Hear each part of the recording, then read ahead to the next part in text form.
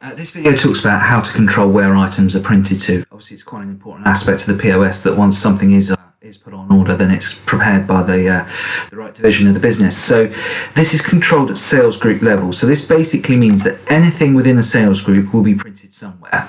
So it's quite important when you're adding your items to your sales group that you have in mind where you actually want that printing. So for instance, anything in this main sales group will be printed to a single place. In terms of how to control where things are printed to, in the PMS under Configuration Materials, there's an area called Sales. And here are all of your sales groups across the entire business. Rather frustratingly, it doesn't order them up in alphabetical order, but that's easy to sort. If you right-click, Sort Sales Group, Ascending, Apply, they will now be in order.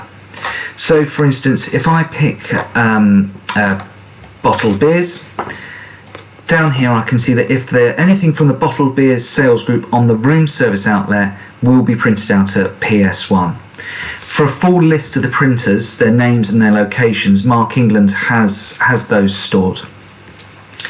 If I wanted to change or add a printer, it's quite straightforward. So if I look at my sales group BCF, you can see that I've not got any printing set up at all.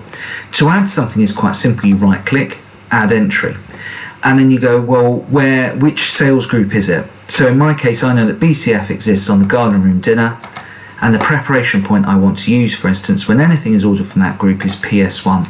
That's actually the printer behind the bar. Hart also has a fallback preparation point as well.